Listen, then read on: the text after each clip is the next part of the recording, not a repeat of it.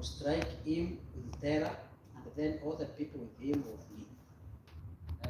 We are aware of that, son of David. Now, Absalom want to think. Before that one, let me read 2 Samuel 11, verses 3. 2 Samuel 11:3 inasema, and David sent someone to find about her. The man said, so here we are talking about Bathsheba. Is Bathsheba. So David sent out first about the man said, he said, this Bathsheba, the daughter of Eliam and the wife of Uriah the Hittite. I want us to get something from there. Is this Bathsheba, the daughter of Eliam and the wife of Uriah the Hittite? Now this is when David now wants them to get Bathsheba, the wife of Uriah, to come and sleep with him or sleep with her. Because now she was bathing, now she saw someone very beautiful. So akaitiwa. So this is now Bathsheba. Now you want to know why was Ahithophel so bitter with David? Who was the advisor? Now let's go to 2 Samuel 23, verse 34. 2 Samuel chapter 23, verse 34. Sema Elipheleth, son of Abishai the Maccabeite, Eliam, son of Ahithophel the Gilonite. Eliam, son of Ahithophel the Elphite. Kuja hapa kwa 11, nasema, isn't this Bathsheba, the daughter of Eliam, the wife of Uriah the Hittite?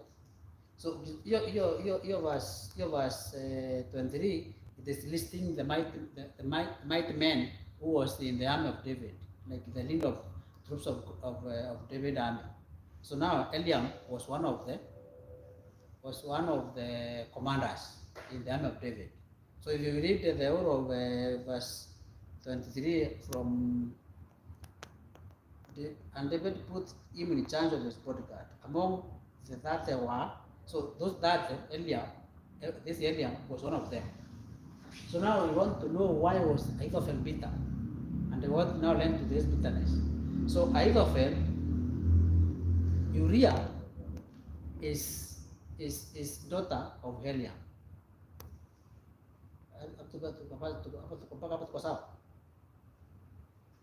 You can say now Ahithophel was the grandfather to Uriah.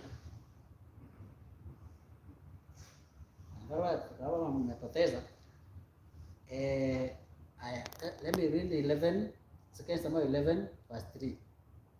And David sent someone to find out about her. The man who was sent out to find about this baby that she was found bathing, is this Bathsheba, the daughter of Eliam? You've said Eliam is the son to Ahithophel, isn't it? Yes. Yes. You've said so Eliam. Bathsheba is sister to Eliam. His sister. Oh, his son daughter. Sorry, his daughter. His daughter to Eliam. The default says that Eliam is the son of Ahithophel. Yes. And Bathsheba is now the daughter to Eliam. Exactly. So Ahithophel is the grandfather of Uriah. Oh, sorry, to Bathsheba. Sorry. Yes. And now is father-in-law, grandfather-in-law to Uriah. Up to that, we go up. Yes. So now, I want us to know where the bitterness for Ahithophel came from. Ahithophel was now the wise advisor of David. Yeah, he worked with him for so long. He was in the army of David. He was, you can see, he's a close confidant of David. Now, here, David, out of his ambitions, he went and took Bathsheba, seduced her, even laid with her. Now, when he realized what he had done, it will be known. He said now to kill Uriah, so that it can cover what happened, isn't it? Remember the story? Yeah, it ensures that Uriah is killed. Now here Ahithophel, as a good confidant of David, he felt so bad.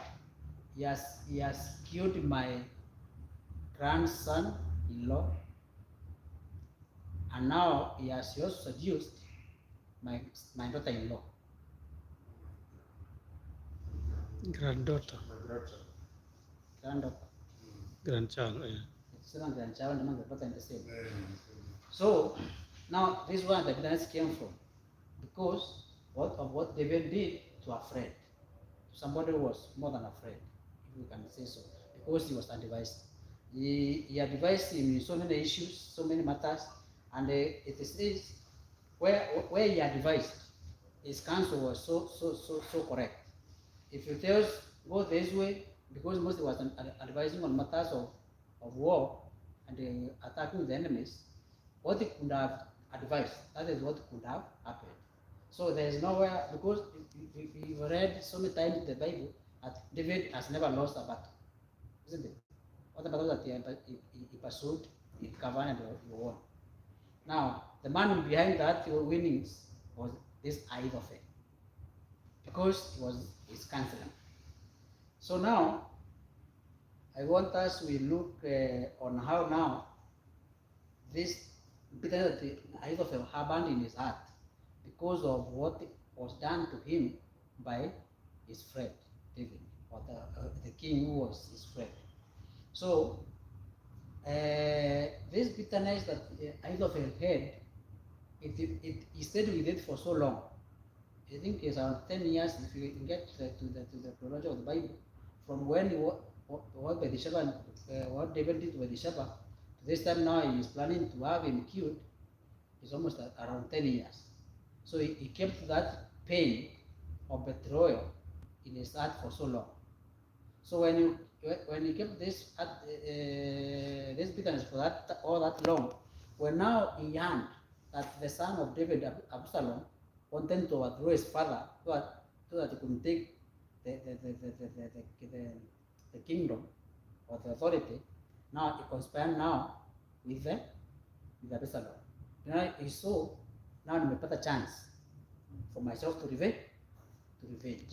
So now that's why in verse 17, in chapter 17, verse, if you go to verse 17 yote, sasa anapanga kumuua. So so he is advising now Absalom what they get 12,000 men who will go and attack him, because that day they were fighting, so he was very wired, because the Bible is telling us that he was weary and tired. He was weary and weak. So now Ahithophel had advised, if now you could have pursued him that time, they could have found him and they could have killed David. But now, I will not, if you go read the story, the Absalom did not heed to the advice that he was given by Ahithophel. So now he consulted somebody called Hushai. This Hushai now went, and if you go now, tukienda sahi kumfuata, David is a very valiant fighter. So sahi tukienda atatuua sisi wote before he crossed the river. But he had advised before, because he's very tired and weary, tukienda time tampata nitamuua. But now he was misadvised. Now misadvising came when David prayed. If we read in chapter 15, the second Samuel, verses 31, now David being told, Ahithophel is among conspirators with Absalom. So David prayed, "Oh Lord, turn Ahithophel's counsel into foolishness."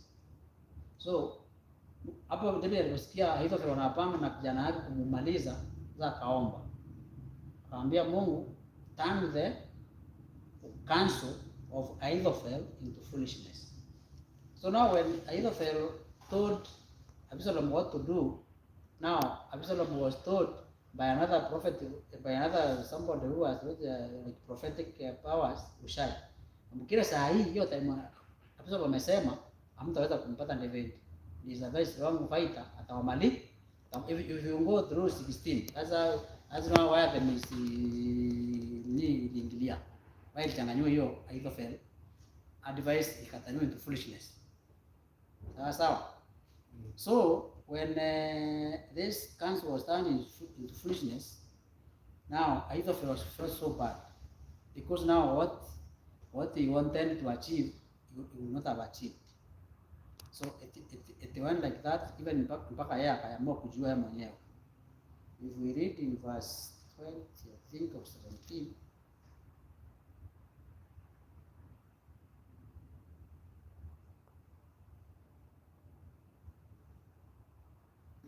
okay, verse 23 of 17, second Samuel 23, 17, 23, anasema, when Ahithophel saw that his advice had not been followed, he saddled his donkey and he set out for his house in his hometown. He put his house in order and then hanged himself. So he died and he was buried with his father in his father's tomb. So when he realized that his advice that he was giving now for David to be killed was not followed, he felt so bad. Now combining the bitterness of his son-in-law, grandson-in-law being killed, his own daughters being devoured by the king, or his own granddaughter being devoured by the king, combining now that bitterness of what happened those over 10 years back, and now what has happened now again, that now his advice has not been followed now so that he could revenge, he felt that it's not only for me to continue living. So he decided to take his life. So out of this story, what I have realized, what I learned is that when we have a bitterness for so long, when we keep bitterness within yourself for so long, it can lead to death. It can kill you or make you kill someone else. Because now this time here, if either of his advice was followed, he could have killed David, or David would have been killed, isn't it? What he could have contributed to that death is because of bitterness, isn't it? Now when his advice was not followed, and now he felt, now I have lost twice. I cannot continue living to see all these failures, all these failures that I've seen. So he decided to kill himself. So now bitterness is a very bad vice that we should not allow it to be or to cling in our hearts or mind or spirit and soul. Because when it's there, it pains. It makes us feel always we need to revenge. Always we need to do something so that those people can, that person or that people can feel the way I felt, isn't it? So it makes us feel always to want to take revenge or to do revenge.